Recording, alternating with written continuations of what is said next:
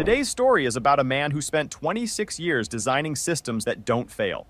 His whole career was built around predicting disasters before they happened, building in backups, accounting for every possible failure point before anything went wrong.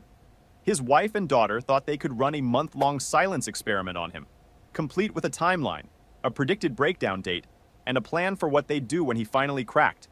He found out by accident, and instead of exploding, he treated his own exit the same way he'd treat a failing aircraft system. 3 years later, he walked back into his daughter's wedding as a complete surprise. And the look on his ex-wife's face when those doors opened, that's the whole reason I had to bring this one to you today. My wife and daughter secretly timed how long it'd take to break me. I found their group chat, left at 4 a.m. without a word, and showed up at the wedding. 3 years later, with a son nobody knew existed. I'm 52. Spent 26 years as an aviation safety engineer, designing fail-safe systems, building backup protocols, making absolutely sure commercial aircraft don't fall out of the sky. The whole job is one long exercise in assuming the worst-case scenario and planning for it before it ever happens. You build in redundancies. You map every possible failure point. You never trust that everything's fine just because nothing's broken yet. I was good at it. Really good. My last contract before everything came apart was a 6-figure deal. 3 weeks overseas consulting with a major airline on updated safety procedures. I genuinely thought I was doing everything right. My marriage was 23 years old. My wife Linda and I had a daughter, Natalie, who was 24 when all of this started, freshly engaged in full wedding planning mode. On the surface, things looked fine. Below the surface, the floor had been quietly rotting for about 2 years. It started small enough that I talked myself out of noticing it. Linda stopped asking about my day, stopped laughing at the dumb stuff I said at dinner, stopped reaching for my hand when we settled in to watch something on TV. I told myself it was stress. Wedding planning is a lot. Her job was demanding. Marriages get tired after 2 decades. I convinced myself that being a solid provider was the same thing as being a present husband. I was deeply wrong about that. I know it now. But back then, I just kept working longer hours and bringing home bigger paychecks, like financial stability would somehow patch whatever I couldn't name yet. Natalie pulled away around the same time. We used to talk about real stuff when she was younger, career decisions, big life questions, the kind of conversation where she'd actually come to me for input and mean it. Somewhere along the way, her mom's opinion became the only one that counted. I'd try to weigh in on a wedding venue or offer a thought on catering, and she'd smile, say, "Yeah, Dad, thanks." In that tone, that means the exact opposite, and turn back to Linda. I told myself she was just growing up, finding her own voice, becoming her own person.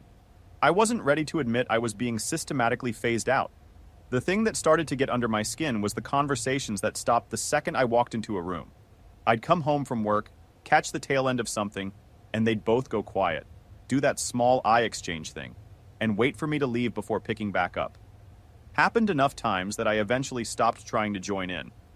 I just moved through my own house like furniture. Then came the Germany trip. 3 weeks overseas on a major consulting contract, the kind that was going to meaningfully pad the retirement fund. I came home excited, gifts in hand, an embarrassing grin on my face, ready to tell them what this contract meant for our future. Linda looked up from her phone, said, "Welcome back," and went straight back to scrolling. Natalie was at the kitchen table surrounded by wedding magazines. Didn't even glance up. I stood there in the entryway with a suitcase and duty-free chocolate, feeling like I'd walked into somebody else's house by mistake. That's when the real silence started. Not the tired drift of a long marriage. Something deliberate. Something with structure to it. I'd ask Linda a direct question at dinner, and she'd answer Natalie instead, like my words had simply dissolved midair. I'd bring up something about the wedding, and they'd keep talking. No acknowledgement at all. I'd walk into the kitchen, and whatever conversation was happening would just cut off completely. Dead silence. Like a stranger had wandered in off the street. Vendor meetings got scheduled without telling me. Every decision, venue, flowers, catering, the whole thing, made without a word in my direction. When I tried to get involved, Natalie would sigh and say, "Dad, we've got it handled." Then turn back to her mom. Except every invoice still had my name on it. I was the ATM, just not allowed in the actual bank. I noticed they had a group chat I wasn't part of. Natalie's phone would buzz, she'd laugh, show something to Linda, and they'd both crack up while I sat right there. I asked once what was so funny. Just wedding stuff, she said, and looked away a half second too fast. I filed that away. I'm not someone who spirals easily. I'm an engineer. I notice patterns. And this one was getting loud. About 3 weeks into the silent treatment, I needed to check email. My laptop was updating, so I borrowed Natalie's. She'd left a social media tab open. I wasn't looking for anything. I was literally about to close the tab, but the group chat name caught my eye before I could. Wedding Planning Central. Linda, Natalie, Linda's mom, 6 bridesmaids, roughly a dozen other people, everyone except me. I scrolled back. Weeks of messages. Some of it was actual wedding planning. Most of it was something else. Jokes about how I was always trying to insert myself into conversations. Stuff about how I was too sensitive. How I'd probably wouldn't even notice if they stopped talking to me completely. I kept scrolling. Then I found Linda's message. The one that reframed everything. Give him another week. He'll crack. Won't last a month. Then we can deal with it however we want. I read it 3 times. Then I put the laptop back exactly where I'd found it. This wasn't a marriage that had drifted apart. This was a test. A deliberate, calculated experiment to see how long I'd hold out before I gave them a scene they could use. They were waiting for me to explode, to yell, break something, say the wrong thing, so they could tell everyone I was unstable, difficult, impossible to live with. Then they'd deal with it however they want. Something went quiet in me after that. Not sad quiet, cold quiet. Like a system that had been running hot for months finally found its stable operating temperature. The part of me that had spent years trying to fix things, win back what I'd lost, understand what I'd done wrong, that shut off completely. What replaced it I recognized from work. Problem-solving mode. Facts, logistics, timeline. No emotion in the mix. They had me on a countdown. 9 days until their predicted breakdown point. I wasn't going to give them that moment. And I wasn't leaving messy or impulsive either. I was going to disappear so cleanly that they wouldn't know what happened until I was already somewhere else entirely. Okay, hold on. For the listeners, this is me jumping in, not OP. I need a second to sit with what just happened here. His wife and daughter didn't just drift away from him. They built a project timeline around his emotional collapse, an actual deadline. Give him another week, he'll crack. That's not a marriage falling apart. That's a Truman Show pitch meeting where everyone got the memo except the main character.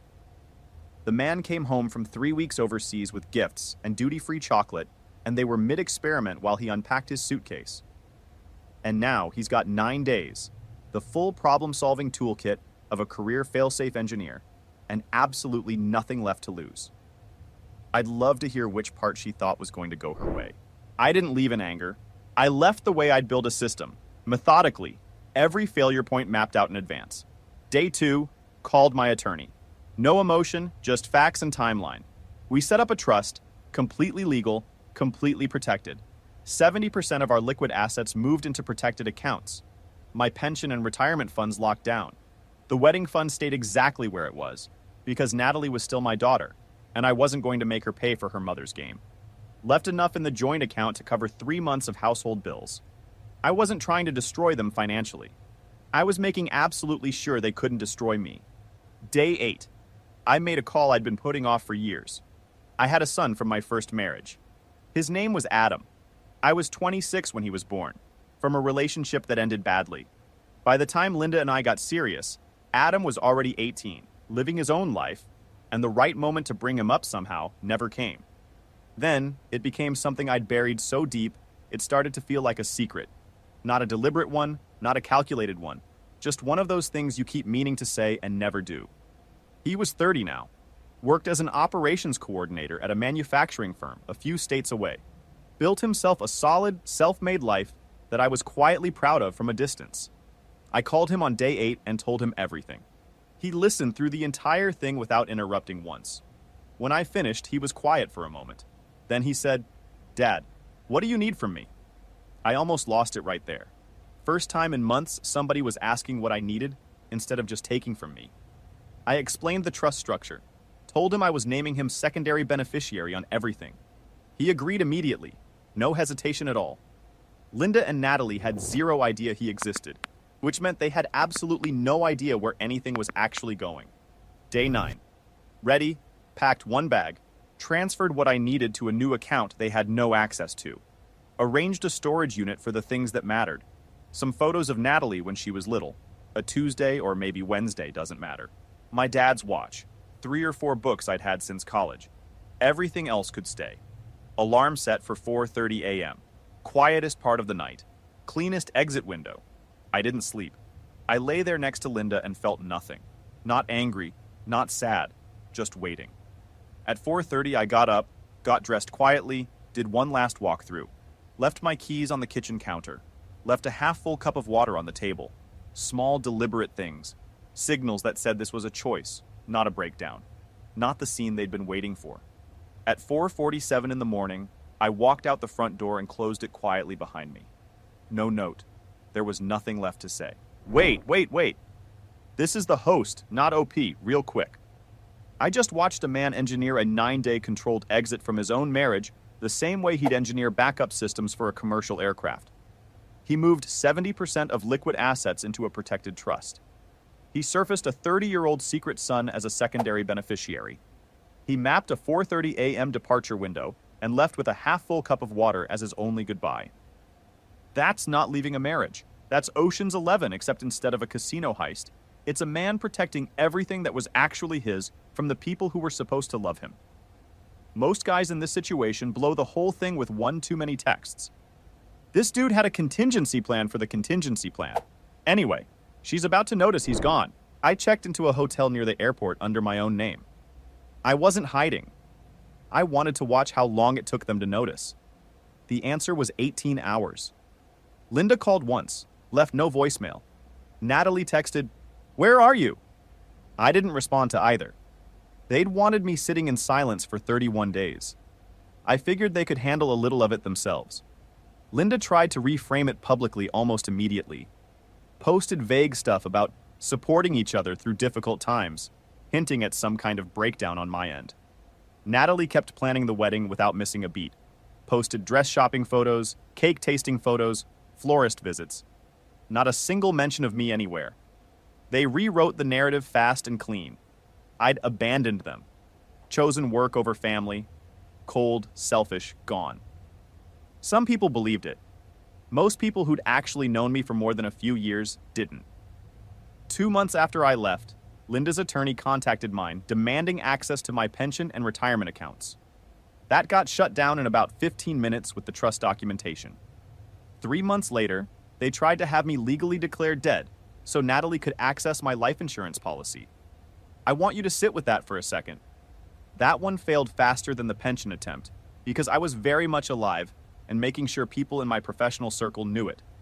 6 months in, Linda called from Natalie's number, probably figuring I'd pick up for my daughter. I did pick up because Natalie was still my kid, whatever else was true. Linda got on the line almost immediately. "We need to talk about your responsibilities," she said. Voice sharp, like I was a teenager who'd missed curfew. I said, "All my responsibilities are handled. Wedding fund is full. Bills are covered through the separation date. Anything else isn't my problem anymore." She started to argue. I hung up. That was the last conversation I had with Linda. Okay, pause. This is me, not OP. I need to run a quick timeline here because this woman's arc is genuinely something. She coordinated a month-long psychological experiment to manufacture a breakdown. Then she tried to raid his pension. Then, and I need you to actually process this, she filed to have him declared legally dead. The undertaker didn't want a divorce settlement. She wanted a death certificate. That's not a legal strategy. That's a Thanos move. She literally tried to snap him out of existence. And this is the woman who wrote, "He won't last a month," in a group chat, like she was setting a timer on a microwave. The coffee cup on the counter was the last thing she understood about this man. And she's been 3 steps behind ever since. Good news, it's about to get significantly worse for her. Meanwhile, I'd gone independent with my consulting. Turns out when you're not burning energy holding a marriage together that doesn't want you, there's a lot of bandwidth for actual work. I was making more than I'd ever made on salary. Rented a downtown apartment that actually felt like somewhere I wanted to come home to, which was a genuinely new feeling, and I didn't take it for granted. I found out through mutual friends, maybe a year after I left, that Natalie had called off the first engagement. They'd grown apart, apparently, which is the polite way of saying something broke. I didn't ask questions. A few months after that, she'd met someone new. His name was Ryan. He worked at an aerospace consulting firm a few states over. 2.5 years in, I was seeing someone. Claire, structural engineer. Which, yeah, apparently I have a type. She actually listened when I talked about my work instead of just tolerating it, which turned out to matter more than I'd realized. Adam and I had fallen into a real rhythm by then. Dinner once a month, actual conversations, the kind you look forward to instead of brace for. I had a life that felt chosen, picked on purpose. That's a thing you don't fully appreciate until you've had the other kind for a while. Then the invitation showed up. Heavy cardstock, elegant printing, Natalie's name and Ryan's at the top. Inside was a handwritten note in her handwriting. I recognized it immediately. Same blocky print she'd had since middle school. Dad, I need you to walk me down the aisle. Please, we need to talk before the wedding. Please call me. I stared at that note for a solid hour. Then I picked up the phone. She answered on the first ring, like she'd been sitting there holding it. She started apologizing before I could say anything. Just a rush of "I'm sorry and I was wrong and please let me explain." I told her to slow down. She did. And then she told me everything. Ryan's firm had partnered with my consulting company on 2 separate projects over the past year. He knew who I was before he ever met Natalie. Knew my reputation in the industry.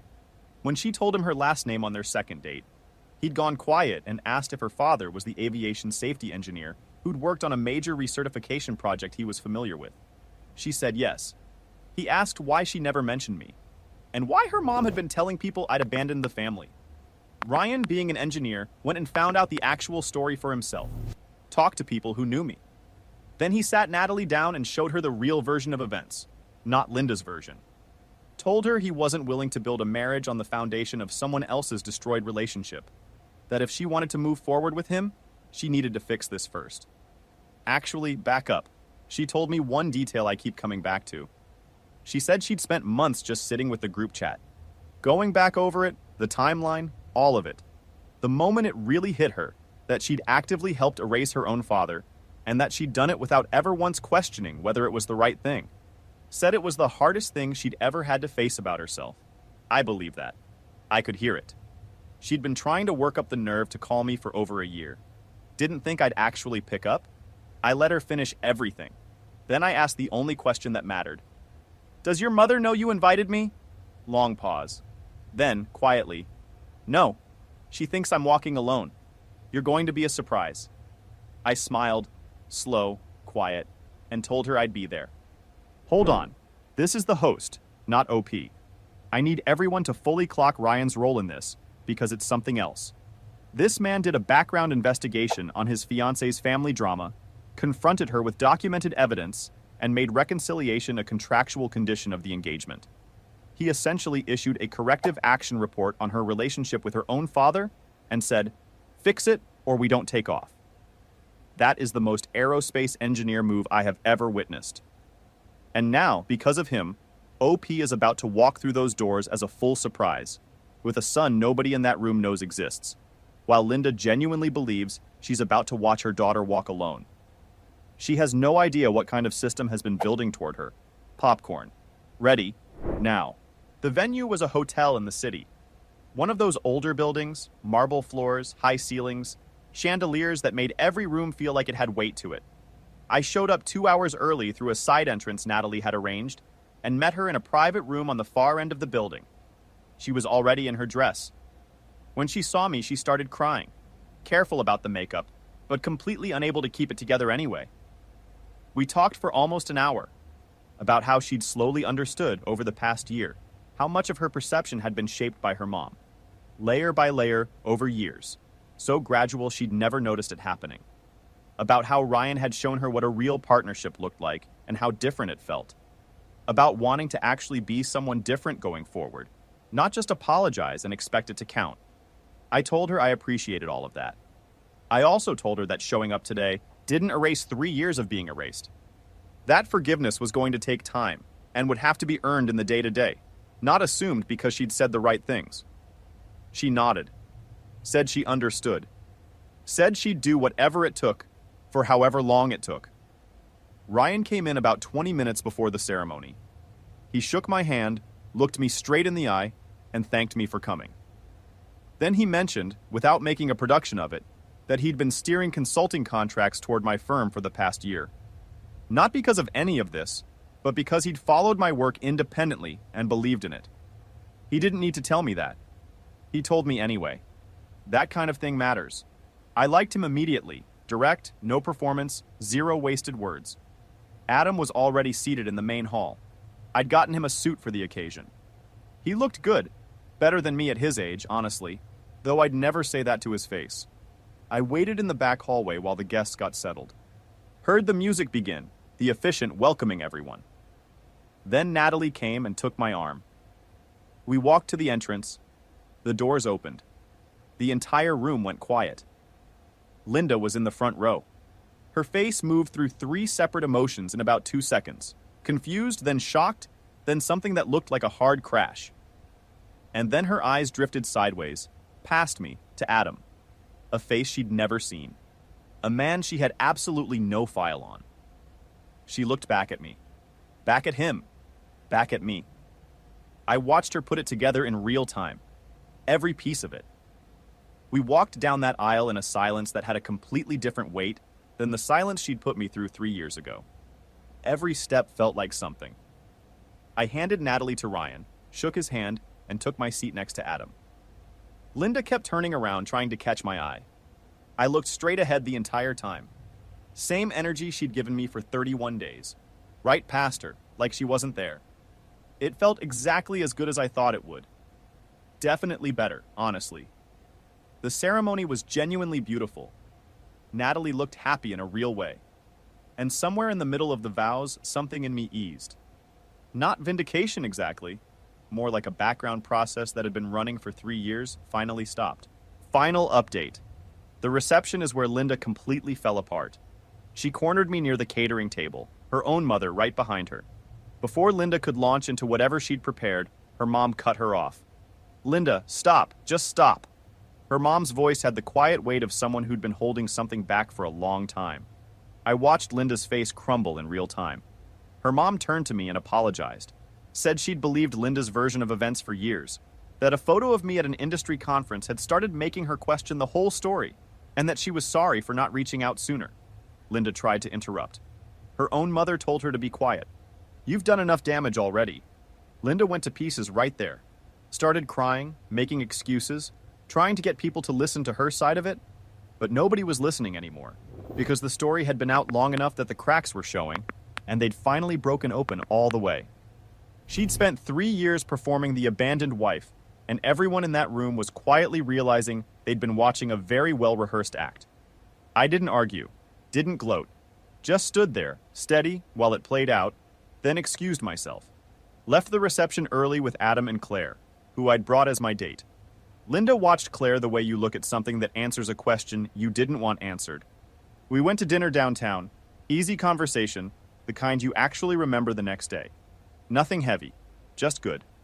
Natalie texted late that night, "Thank you for coming. Can we get coffee sometime?" I said yes. She'd put in the work. She'd earned that. 6 months after the wedding, Natalie hit the conditions on the trust and got access to her inheritance. Used it to start her own business, building something independent, not an extension of her mom's orbit. We get coffee once a month now. It's a different relationship than before, smaller in some ways, but it's real. The old version wasn't. Linda tried to reach out a handful of times. I never responded. Some bridges aren't meant to be rebuilt. They're supposed to stay burned, so you remember exactly what the heat felt like and why you crossed to the other side. Claire and I got married last year. Small ceremony. Adam, Natalie, a few close friends. Nobody got erased. Nobody had to earn basic decency just to sit at the table. It was good. One thing still sitting there, unaddressed. Whether to tell Natalie the full detail of what I found on that laptop. She knows I found something. She doesn't know exactly what. I'll get there. Probably. But there's no rush anymore, and honestly, that feeling alone is worth more than I could have explained 3 years ago. Yo, last stop. This is me, the host. Let me run the final scoreboard real quick, because I think it deserves a moment. She opened this whole thing with, "Give him another week, he'll crack." He found the message, locked down his assets, surfaced a secret son, left at 4:47 a.m.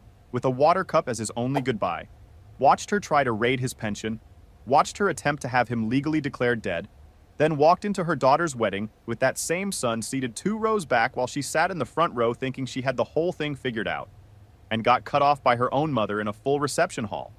That countdown she built, it ran out. She just never realized it was counting down to her. Look, this guy wasn't perfect. He kept a son off the books for 30 years and let things rot in his marriage longer than he probably should have before it all finally came to a head. But when he found that group chat and saw the message his wife had written about his breakdown timeline, he didn't explode, didn't beg, didn't fire off a confrontation text at midnight. He treated his own life like a failing system, identified every vulnerability, secured everything that actually mattered, and executed a clean exit. 3 years later, he walked back in with everything intact. That's not revenge. That's what happens when you finally stop fighting for people who've already decided you're not worth keeping. Drop your take in the comments. What's your first move the second you find that message? And if you're not subscribed, hit the button. You don't want to miss what's coming next.